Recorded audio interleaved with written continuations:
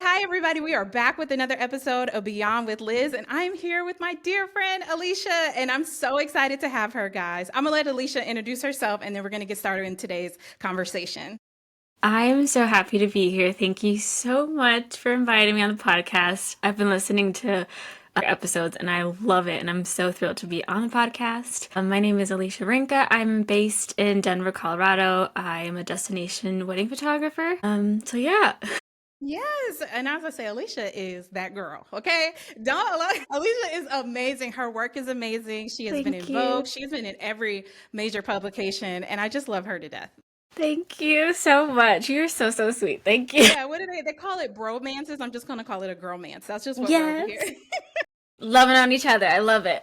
Love it. So Alicia and I have really had a lot of conversations, and I wanted to bring her on to really talk about editing because I felt like for me over the last maybe two and a half years, my style has really evolved, and it really started with the discontinuation of Fuji 400H. I was a film photographer for many years, shooting 30 to 50 rolls per wedding. Like that was my jam. I knew what I was doing. And then all of a sudden they decided to cancel it. Like they decided they're going to stop manufacturing the film, and that was the base of my style and who I was and as an artist. So I really struggled with saying, okay, I think I need to, really lean into digital because I was shooting more film than I was, shooting digital. So it really took me on a journey to kind of figure out what I wanted my style to look like now with the absence of this film. And so, Alicia, I know you went on kind of not the same journey, but a similar one. And I would love for you to talk about a little bit about your editing style and, how you ended up kind of where you are today. Yeah, so when I first started photography, I'm sure everyone remembers this, but it was like the light and airy type of photos. And although it had its era and it's still beautiful, I didn't think that was I don't think that was something that was calling to me. I didn't really like my edits as much when it came to skin tones. Skin tones were either blown out, didn't look like my clients, or just it didn't call to me. And so I needed to change that. And I did a long, hard journey on figuring out what was best for me, especially skin tones. Yes. Because some people out here be looking orange And or ashy, ashy. especially us. Yes, and so I wanted to have that journey. First, I had to work with myself, and then I was like, you know what? If people can see this, I'm at least doing something. I'm an advocate for being able to teach people how to do things a better way, especially representing people of color. I don't like to shove it down people's throats. That's not who I am. I'm not going to be like, hey, you doing it wrong. I'm more like, here's what There's a I better can way. do. Yeah, there's a better way. This is what I can do. I'm showing you how it can be done, and, take it or leave it kind of thing. And so editing has been a journey for me. I literally have sat at my computer, probably editing like one or two photos for an hour because of skin tones, because I've been trying to perfect it. And I'm sure you know this, but sitting at the computer, staring at it, trying to figure out the colors and what's not working, it was a lot. It definitely was a lot. And I'm smiling because I remember on so many occasions crying at my computer. Making that transition from film for me was very dark. And I'm not even gonna lie, because it felt like I tried Portrait 400, tried Portrait 800, I went through my lab and really allowed them to kind of, the film stock doesn't matter, it'll match, when they scan it. And I went through that exercise, and for me, I just never could get my skin tone right. And that was really important to me. I shoot a lot of interracial couples, a lot of Black couples, and being able to have my skin tones in the way that I feel like is true to life, it was really, that's why I feel like I've been successful is the way that my images look. So that kind of being taken away was really difficult. And the whole bright and airy, I resonate with that because I feel like we both were kind of on that in that box, because that's kind of where they put us. But I don't ever feel like that was us. We were never that bright or never that airy, but it was just we were just different. And I feel like this transition now with having more digital for me has been really fun. Even though, I mean, I was crying, y'all, but it has been fun to try to figure out like, where am I going to kind of fall on this spectrum, and like, let's play with things a little bit more. And so I want to ask you from your standpoint, like, what was some of the first things that you did to kind of help you in your transition of figuring out where you wanted to land? So, first was just because I also have interracial couples, I have an array of couples who are Asian, African American, Africans, like just a different array of people. I would sit at my computer and just think like, okay, how do they see themselves? Like that's the number one thing. How do they see themselves in real life? And how can I honor their rich skin, make them still look normal, and be able to have them look at their images and be proud, be very happy that they were represented well. And so when it came to editing, I messed with the HSL slider a lot.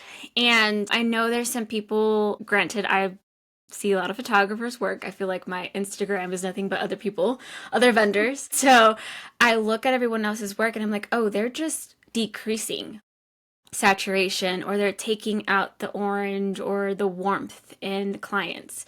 And I'm like, what can we do differently that will actually honor these clients and how their skin tone could actually be well represented? And so the smallest of thing was just the luminous.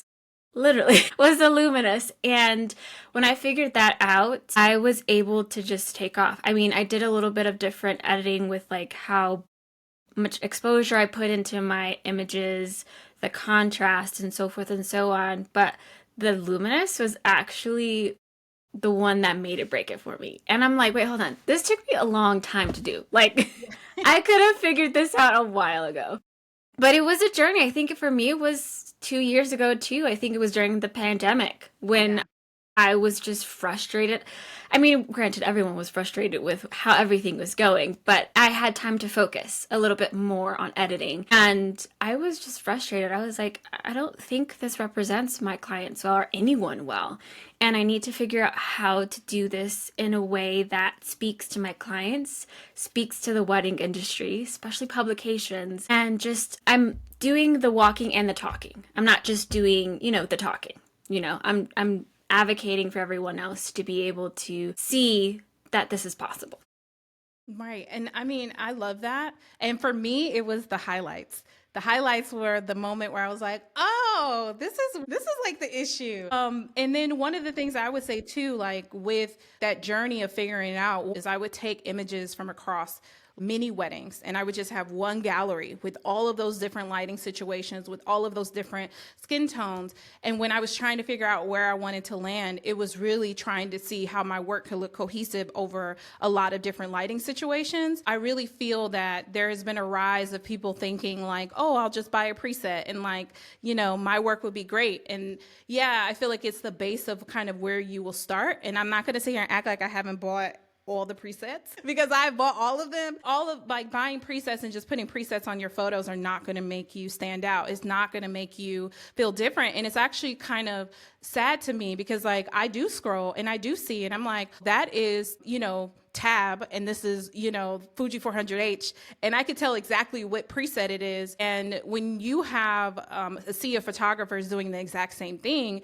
that kind of you kind of lose your value proposition in that way. So I just want to encourage everyone to really take some time and figure out what your style is going to be. And of course your style is in editing, but it's also in the way that you shoot too. So like once you get to the point of understanding, oh, this is the way that I want to shoot, really take some time to your edits can change an entire image. Like it can make it look and feel and the story that you're telling completely different just by changing the image. I mean the editing. And I think that's why I love black and white during getting ready so much because it just connects so much with the emotion of the moment. But that journey is just one that I just want to say again, you're going to have to take your time. Even with me trying to match film to digital before all of these presets came out, it was, I want to say it was a show, okay? You know what word goes in front of that. Yes, yes. It's a lot. It took a lot of time and a lot of effort, but I like where I land now, where I am now, and I feel like it's still a journey sometimes because sometimes like even like I'm still working on my dance floor shots. Like I really love the punchiness of the dance floor, and like there's sometimes where I'm still trying to, get it a certain way. Like it's just not quite where I want it to be just yet. So I feel like your style will change, and it's okay to change. So, it's definitely been a journey, but I really feel like some of the really big mistakes people make is again starting with just putting a preset on and thinking that's it. And I really feel that that is something that we all really need to take into consideration. Like we are selling a product and our product needs to be different than everyone else's. And like, what is our voice through, our work? So I feel like editing is just can be so difficult in the way that you look at it. Do you have any other like mistakes that you feel like photographers need to look out for? I think, well, I do agree that one preset is not going to cut it. Let's just be honest. I thought that way when I first started out, and I quickly understood that that's not the case, and I had to put some work in. And when I mean work, I mean probably years of trying to figure out what it looks like for me. But another, I think, mistake would be not knowing your clientele.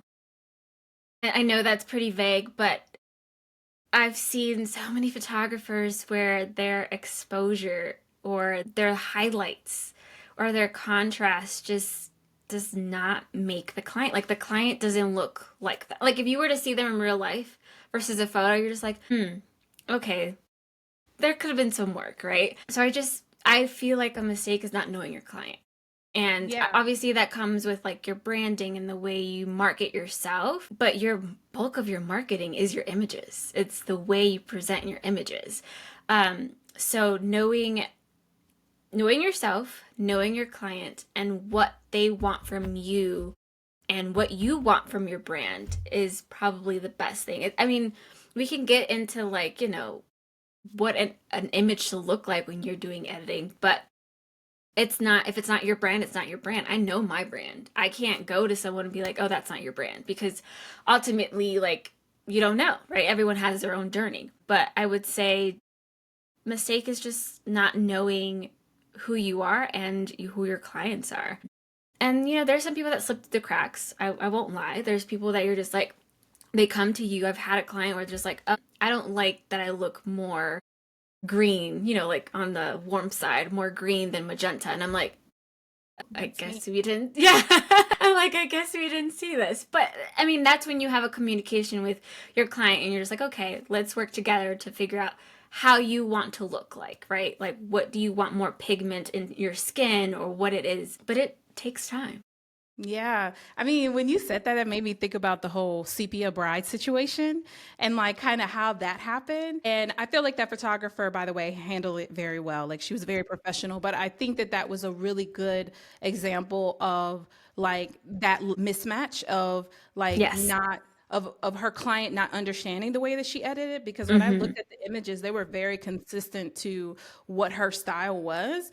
And so it just was a mismatch. We as photographers, we only show so much in the way that social media is, our websites or whatever. But I love to send a full gallery because I need you to see it all before you book with me. I think I'm just in a Correct. stage of my career where it's like, this is what you're going to get, this is what it's going to be, and this is who I am, this is my voice, and I need to make sure that we're vetted in that way so that when on the back end, if there are any conversations about, oh, I want to change this or that editing, where is that really coming from? Is it the image that you don't like? A lot of times I have felt when I've had problems with people not liking the edits, there's an emotional disconnect between the images. Like, for instance, I had one client, she had a baby before the engagement session. And I thought that she didn't like her images, but come to find out, she was very self-conscious about the way that she looks. So I feel like when it comes to our editing and our style, like it is okay for people to have like some pushback. And like there has been a few times where I've gone a little bit too far with the getting ready being in black and white, because I just love it, and not everybody loves that. So it's like, Liz, do you have these in color? Okay, yeah, I could put these in color, but I just feel like 20 years from now you're gonna love the black and whites. Like your grandkids are gonna hold them and they're gonna love them. But again, Yes. Yeah. But again, that happens. And so something else that you said that I feel like was really profound is editing for the skin type or the skin tone. And I feel like that is a big issue in our industry. And sometimes I feel maybe a lack of portfolio or just lack of knowledge of not wanting to explore different shades of skin tones. But I feel, and I'm going to publicly say this, when Bright and Airy was popular, y'all had people looking ashy. And they did, and you know they did, okay? They And did, and that's they why had I had to reflect on my work because I was yes, like, I did. my people are not looking like how they should be looking. No, like this is terrible. Like our skin tone is has a depending on who, but like me, I have like a little bit of a red undertone. There's some of us that have olives. There's some of us that have, different undertones to us. So I feel like that has been a journey that I want people to explore with the way that they are editing, because even on the lighter complexion side, there are different spectrums of skin tones. And so we Yes. have, And my husband, he has pink undertones. So I've had so many photographers take our photos, right? And when I get the photos back, I'm like, why do I look so red? And it's because they were trying to compliment his skin tone versus mine. And I'm like, he already looks like a ghost. Well, I mean, I need some color on me, like some nice normal color on me. And so when I started seeing that on my end personally, I was like, oh, we have a problem. There's a problem in this industry and we need to kind of address it. Like, it doesn't have to be, like I said, I'm not full throttle in your face, like, oh, we got a problem. More like, it could be done. I'm the example that it could be done. And so it's funny that you brought up the sepia gate because I don't know if anyone knows anything about this, but um, the bride actually got a hold of the raw images and she edited them. And Lord and behold, the edits that she did were not the edits that the photographer did. So that's why I said it's very important to like know yourself and know your client. To have those conversations. And yeah, like there's gonna be people that slip through the cracks. Hopefully you don't get no more TikTok stuff going on here. if you do handle it like that photographer, she did one Yes. interview and she was about her life.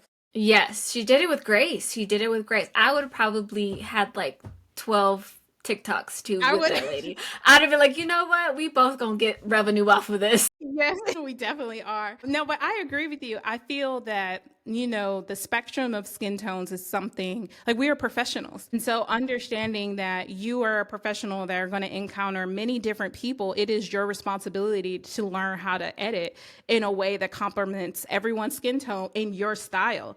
And so again, like that takes time and that takes a lot of effort to figure out. I really wish I could sit here and give you guys a magic button to say, do X, do Y, do Z to figure out your editing style. But it really is going to take you sitting down, start that gallery of 100 images from across your portfolio and just start editing. Don't be afraid of presets. Don't be afraid of like having a base to start with, but those different lighting situations and developing consistency across all of them and developing your voice is really important. It's just like when I'm scrolling, Eric McVeigh is one of my favorites. Like I absolutely love him. He's a dear friend. And I know it's an Eric photo when I'm scrolling. Like if I'm on Vogue, I'm like, oh, that's Eric. Because I could just tell in his tones. He has like a very cool blue tone in his editing. I mean, I just want him to give me his presets if there's a way. Because I love the way he edits. But I feel like that is important. That is your signature. That is who you are as a part of, building your brand. And Right. I think both of us are like a decade in at this point. Yeah. I feel like I'm just now getting to the point where I'm like, yes, this is good. Like I'm good. And there's a lot of things to help you. So are you using Imogen? I do use Imogen when I'm very busy. Yes. So Imogen is good for busy season, but I am very, very strict about my editing. No surprise. But I will sit at my computer for hours just fixated on colors. Mm. It never, I always tell myself I'm going to get better at this.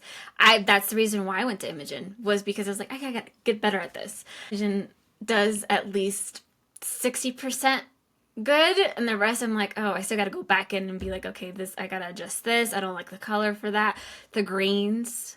I know everyone hates greens, but greens actually can manipulate skin tones. And so I always have to go in the greens and figure things out. And especially when I have clients who are of mixed race, so like one person is white or one person is black, like I have to be very cognizant of complimenting both of them, not just one of them. And that's because I've had an experience with that.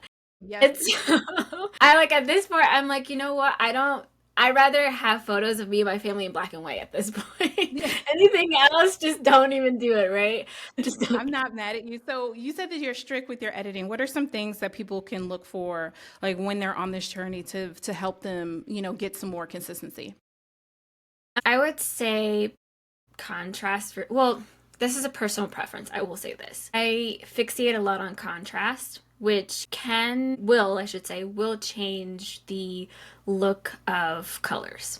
So if you bring down your contrast, which I usually do, colors can change into a deeper, more setting. So I usually go down to luminous and like deepen the skin tone a little bit. Makes no sense when I'm saying it, but it makes sense when I'm like visualizing Yeah. the screen. But for people who are trying to do their best with skin tones, messing with the HSL slider is the best thing to do, especially the luminous. You can decrease it, you can decrease the skin tone, but once again, you're taking the melanin away from your client. It's best that you just mess with the luminous, whether it be orange, red, or yellow. Those three main ones for people of melanated skin tone that you're going to have to mess with. Those three. But otherwise, yeah, that's it sounds so simple, but once you start editing, you're just like, okay, why isn't everything looking the same?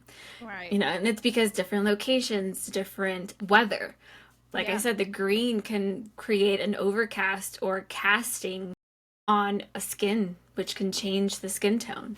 So it's always just finessing those three colors.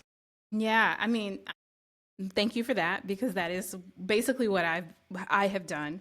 I even remember reaching out to you like I was struggling because a lot of my career has been focusing on the melanated skin.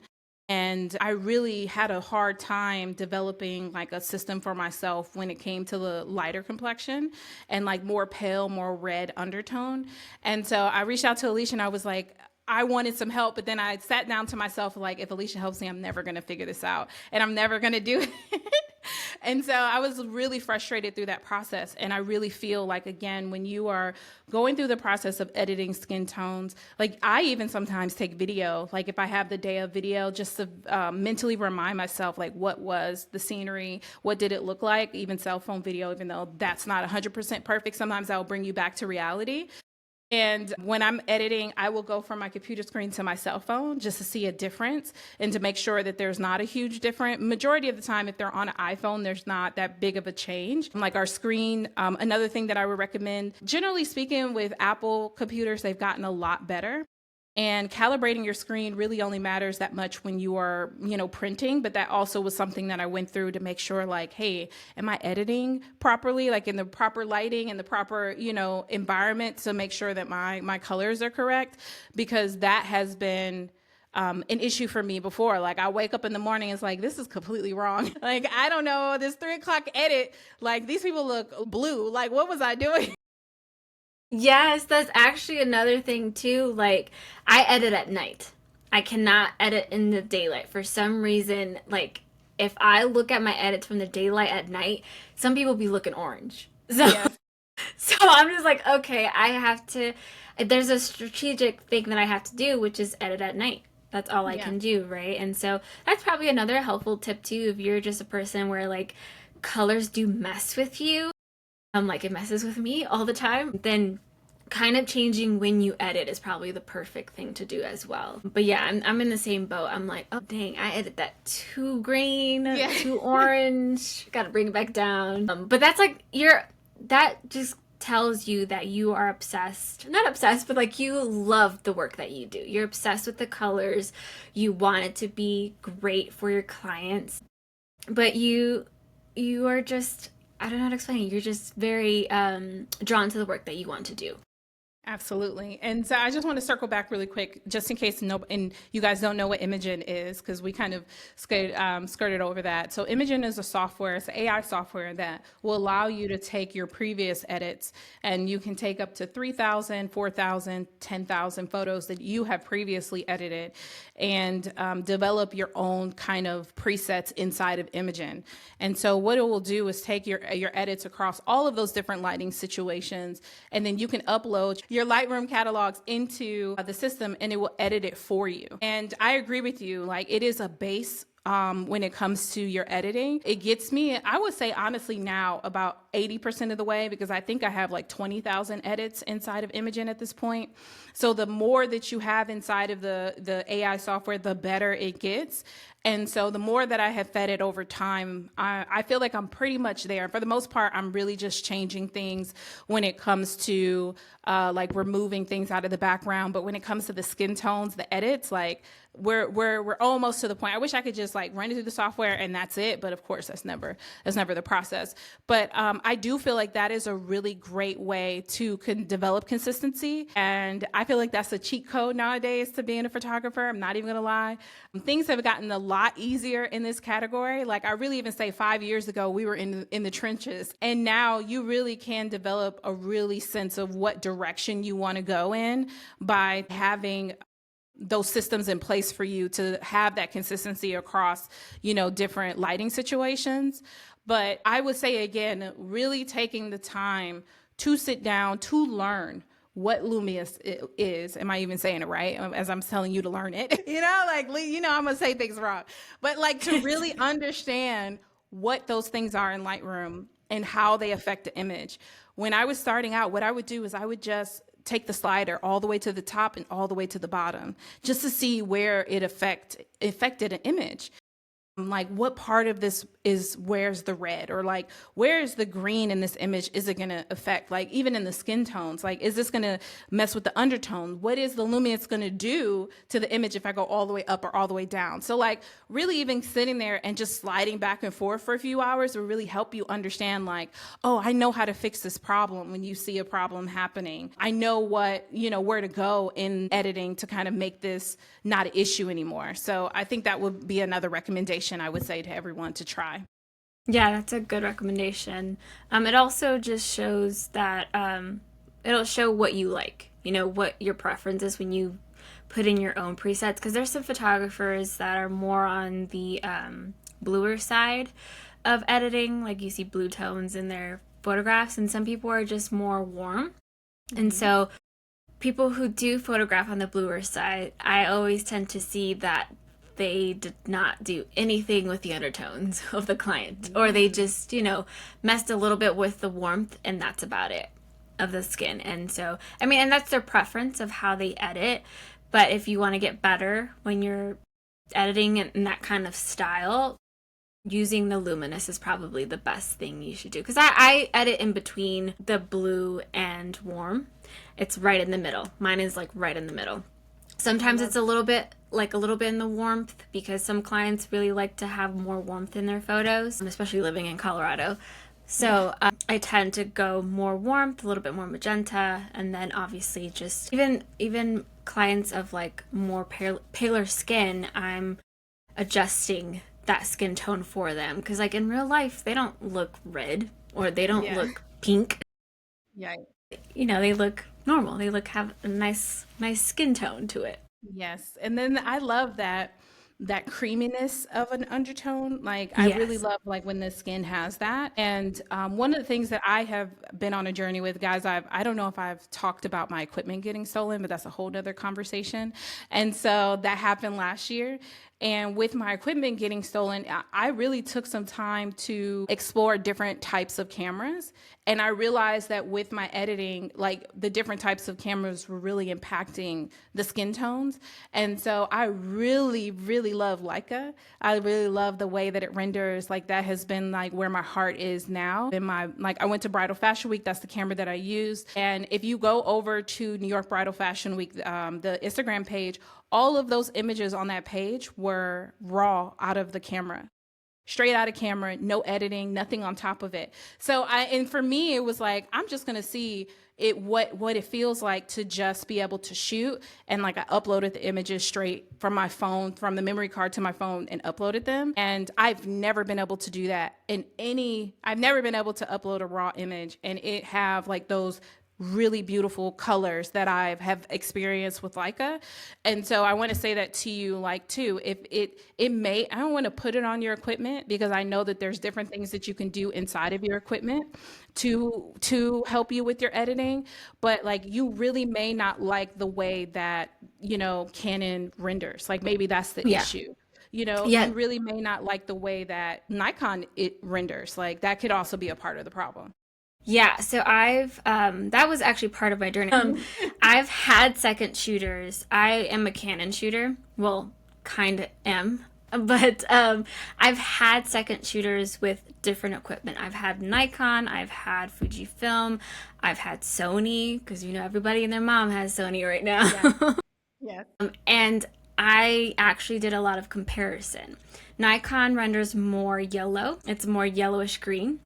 Sony renders more green, Yes, it and does. Canon it's so green. I mean it does really well with kind of emulating film. However, the green, it just renders so green that the grass sometimes just throws me off.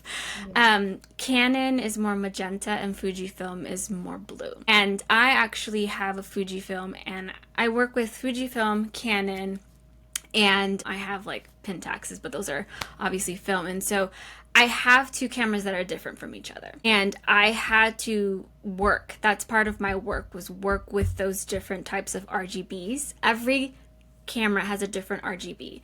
And understanding that will also increase your knowledge of how you want to edit, how your presets will look on this image or this edit.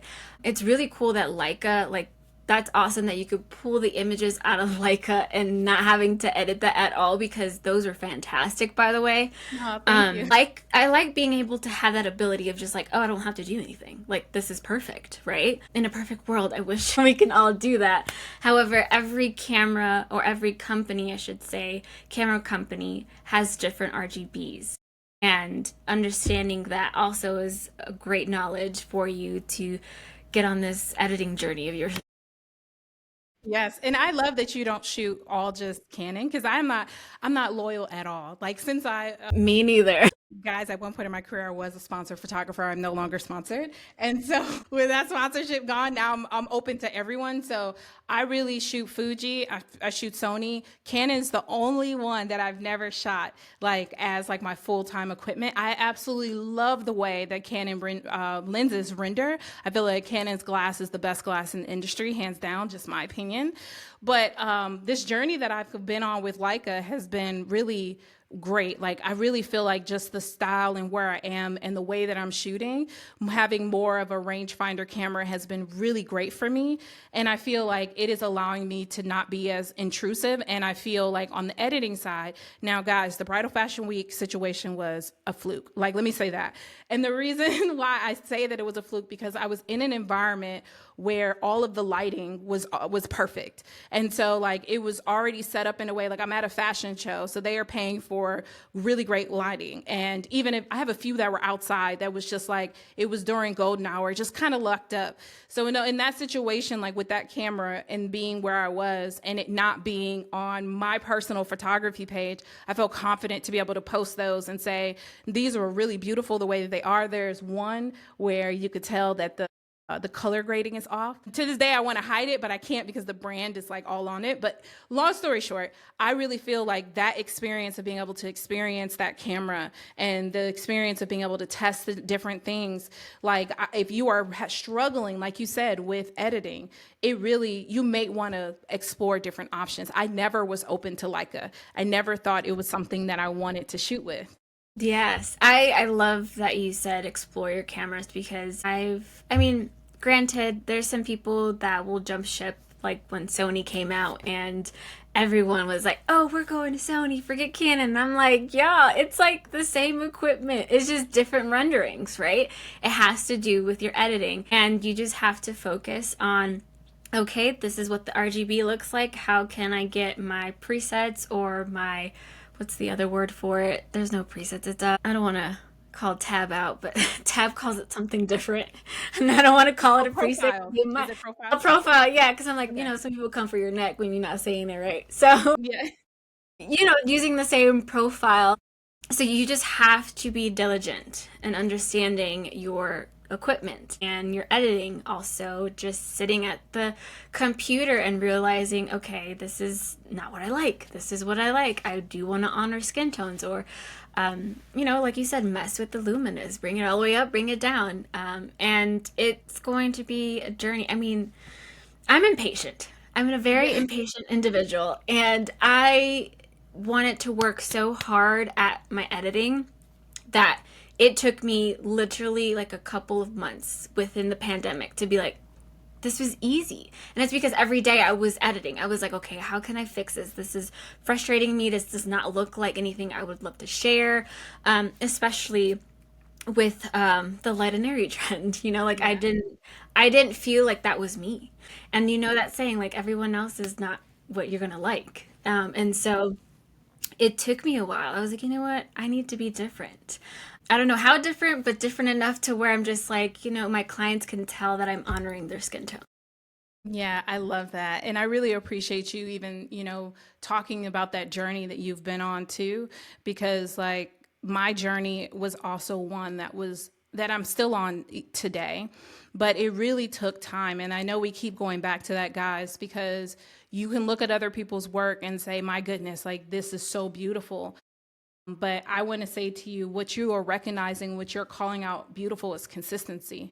And when you can master consistency as a photographer, that's when I feel like you can call yourself a great photographer. It doesn't matter if people like your images or not, but if you are consistently the same across several different lighting situations and you have your voice is consistent across that, I feel like that's when you could say, I've done it.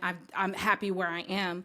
And it's okay if you get through, because I've seen photographers completely change their style. Like, this isn't my voice anymore.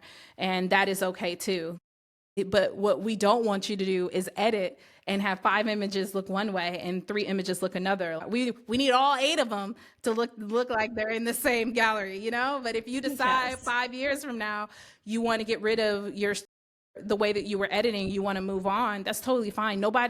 All of the greats that you are looking at in today's world, all of the greats that you're looking at in today's world have changed their editing style. There's nobody that I can think of that is still shooting right now that look like they did in 2024. I mean, Yeah. 2020, in 20, whatever year, like they have changed. Well, And even in 2024, you're right, because there's some photographers that I knew that did the whole film and a little bit, higher exposure, and now they're leaning more to more darker images, yeah, like film, but also darker. And I'm like, dang, that's a quick transition. And so yeah. you're right. Yeah. Yep, and it's okay. And yeah, Alicia, I just wanted to say thank you again for taking the time to talk with us about this and really work through, your process. And I would love to make sure everyone can stay up with you and like, where can they find you? I know you teach too, so just give us all the details. Yeah, so I do have a teaching page, quote unquote, on Instagram. It's Alicia Rinka Daily. And if you just want to see my work, which pretty much I share my portfolio on, it's just Alicia Rinka. But Alicia Rinka Daily is pretty much where I share my journey when I'm traveling, editing. Right now, I'm focusing on journaling and just sharing that with everyone, because the wedding industry it's tough, and it has you internally thinking like just life. But yeah, those are the 2 Instagram pages you can follow. If you're on TikTok, I'm on there too. Trying to do my own thing there as well. At least you're doing your thing, girl. Don't worry about it. I'm trying. I'm trying to be in my own little world, to be honest. Yes, I love it. Well, guys, thank you so much for joining us. I would love to hear from you. Please send me a note on Beyond with Liz. Head over to the website. We always have really great articles. I will link to also Alicia's page so you can follow along with her. And we'll be back for next week. All right, guys, that's it. Bye.